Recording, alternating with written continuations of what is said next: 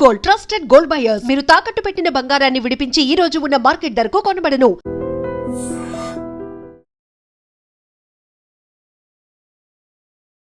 Breaking and దానికంటే heart breaking incident అని చెప్పొచ్చు. ఎందుకంటే ఈ సీన్ చూసిన తర్వాత ఎవరికైనా సరే బా అనకుండా మానరు. ఒక్కసారి ఈ విజువల్ చూడండి. అండ్ ఈ విజువల్ చూసిన తర్వాత అసలు మనం ఏం బతుకుతున్నాం, ఎట్లా బతుకుతున్నాం, పక్కనే మృత్యుని పెట్టుకొని బతుకుతున్నామా అనుకోకుండా మానరు. ఒక్కసారి మీరు ఈ ఇన్సిడెంట్కి సంబంధించిన వీడియో ఒక్కసారి చూడండి.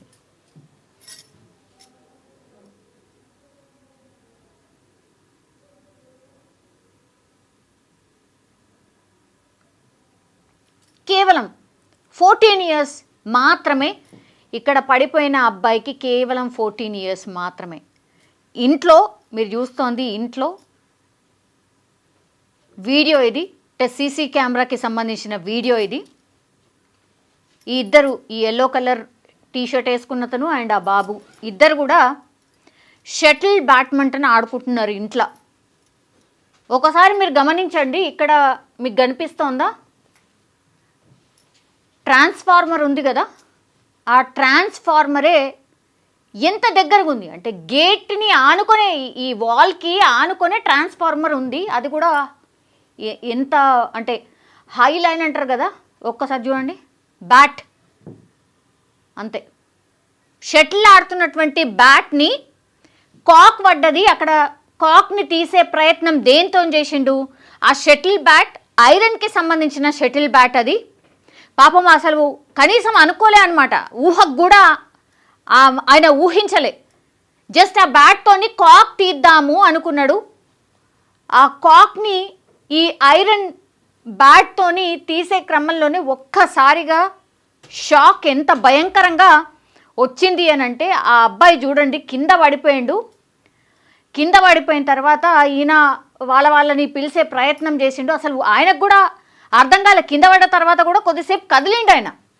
దాని తర్వాత అసలు ఈయన చూడండి అసలు ఏమైందో అర్థమైతలేదు టోటల్లీ. అసలు ఇక ఈయన టెన్షన్ ఒక్కసారి చూడండి. పేరెంట్స్ అందరూ వచ్చిండ్రు అక్కడికి, ఆయనని లేపే ప్రయత్నం చేస్తారు. ఒకసారి చూడండి, అది కాక్ తీసే ప్రయత్నం చేసిండు. ఒక్కసారి ఆ బ్యాట్ తాకగానే షాక్ తగిలింది, కింద మొత్తం పడిపోయిండు. పడిపోయిన తర్వాత మళ్ళీ లేసే ప్రయత్నం చేసిండు. అంతే, ఇక లాస్ట్గా కొనా ఊపిరప్పుడు కదులుతుండ అనుకుంటా. ఆయన టెన్షన్తో అరుస్తున్నాడు, రండి రండి ఏదో అయింది, రండి రండి అని. ప్లీజ్ ఒకసారి వినండి.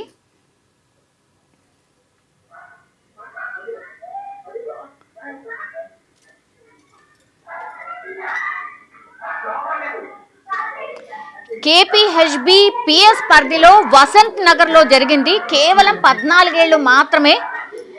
విజయ్ కార్తిక్, ఆయన పేరు వచ్చేసి, బాబు పేరు వచ్చేసి విజయ్ కార్తిక్. షటిల్ ఆడుతున్నటువంటి క్రమంలోనే ఆ బ్యాట్ ఒక్కసారి ఇగో ఇక్కడ కనిపిస్తోంది కదా, ఆ ట్రాన్స్ఫర్ మీద అగో తీసే ప్రయత్నం చేసిండు. అంతే, షాక్ తగిలింది, సెకండ్స్ షాక్ తాకింది, కింద పడిపోయిండు. ఆ పక్కన ఉన్నటువంటి బంధువు లేపే ప్రయత్నం చేసిండు, ఇంకా లేస్తలేడు, ఏదో జరిగింది అని అర్థమైంది. పిలవడం స్టార్ట్ చేసిండు.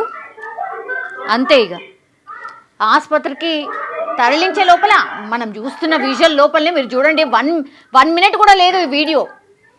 ఆ 1 మినిట్ లోపలనే ఆయన ప్రాణం కూడా పోయింది, కదలకుండా ఇదైపోయిండు. తర్వాత బంధువులందరూ వచ్చిండ్రు, ఆసుపత్రికి తీసుకెళ్లే ప్రయత్నం కూడా జరిగింది. అప్పటికే డాక్టర్స్ చెప్పేసిండ్రు దట్ ఆయన చనిపోయాడు అని. ఏదో ఫంక్షన్ కోసమని వచ్చిండ్రట, వాళ్ళ ప్లేస్ కూడా ఇక్కడిది కాదు, ఏపీకి సంబంధించిన వ్యక్తులు ఇక్కడ బంధువుల ఇంటికి వచ్చిండ్రు, ఏదో ఫంక్షన్ ఉందని. తీరా చూస్తే పాపం ఆ బాబే ప్రాణాలు కోల్పోయినటువంటి సిచ్యువేషన్. మీరు చూడండి, ఇట్లాంటి ట్రాన్స్ఫార్మర్లు ఎన్ని ఉండుంటాయి మన హైదరాబాద్లో, ఇట్లా ఎన్ని ఉండుంటాయి, ఇల్లుకి ఆనుకొని ఇల్లుకి దగ్గరగా ఎన్ని ఉండుంటాయి ఇట్లాంటివి. ఇవి ఎంత డేంజరసో ఇప్పుడు ఈ ఇన్సిడెంట్ మాట్లాడుతోంది. ఈ ఇన్సిడెంట్ చెప్తోంది ఇది ఎంత డేంజరస్. ఇట్లాంటి ట్రాన్స్ఫార్మర్లు ఇంటికి ఆనుకొని ఉండడం ఎంత డేంజరస్. ఇంకోటి వర్షాలు ఒకటి పడుతున్నాయి, విద్యుత్ షాక్లు తగులుతున్నాయి. వర్షాలు పడుతున్నాయి కాబట్టి మేబీ ఈ షాక్ తాకడానికి వన్ ఆఫ్ ద రీజన్ ఒకటి. అండ్ పాపం మా బాబుకు కూడా అవగాహన లేదు అనిపిస్తుంది. బికాస్ ఐరన్ దాంతోని మీరు ట్రాన్స్ఫార్మర్ మీద పడిన కాక్ని ఎట్లా తీయాలని అనుకున్నాడో ఇప్పటికీ కూడా నాకు అర్థం కావట్లేదు. అంటే కొన్ని చిన్న చిన్న కామన్ థింగ్స్ ఎవరైనా సరే మనం గుర్తుంచుకోవాలి ఆర్ మనకు స్ట్రైక్ కావాలి. ఐరన్ దాంతోని మనము విద్యుత్ వైర్లని విద్యుత్కి సంబంధించిన దాంతోని మనం అసలు ముట్టం. అంటే కాళ్ళకి చెప్పులు వేసుకుంటాం, అది కూడా పచ్చిగా ఉండొద్దు. అండ్ ఐరన్కి సంబంధించిన ఏ వస్తువుతోనైనా మనం అసలు అట్లాంటి విద్యుత్ దగ్గరికి అసలు మనం పోం. సో ఇవన్నీ కూడా జనరల్లీ మనము రోజు ఫేస్ చేసే ఇన్సిడెంట్సే ఇవన్నీ, రోజు ఫేస్ చేసేటువంటి సిచ్యువేషన్ ఉన్నటువంటివి. లాస్ట్కి వస్తే పాపం ఆ అబ్బాయి కూడా ఎక్స్పెక్ట్ చేసి ఉండడు ప్రాణం పోతుందని. లాస్ట్కి వస్తే జస్ట్ విద్యుత్ షాక్ తగిలి ప్రాణాలు కోల్పోయిండు ఈ అబ్బాయి. కానీ ఇట్లాంటి ట్రాన్స్ఫార్మర్లు సిటీలో ఇట్లా ఇంటికి ఆనుకొని ఎన్ని ఉండుంటాయి అంటే మృత్యుని మన ఇంటి ముందరనో మన ఇంటి పక్కాలను పెట్టుకొని మనం జీవిస్తున్నట్టు లెక్క. ఇట్లాంటి వాళ్ళు ఇంకా ఎంతమంది చనిపోతే మరి విద్యుత్ శాఖ అధికారులు స్పందిస్తారు? ఇట్లాంటి ట్రాన్స్ఫార్మర్లు కొంచెం నివాసాలకు దూరంగానో ఇంకా కొంచెం పక్కకో ఎవరు చుట్టుపక్కల వెళ్లకుండా పెడతారు. ఇప్పుడు ఈ ఇన్సిడెంట్లో నిర్లక్ష్యం ఎవరిది? ఒకసారి ఇన్సిడెంట్ మీద కామెంట్ చేయాల్సిందిగా కోరుతున్నాం. నిర్లక్ష్యం ఎవరిది?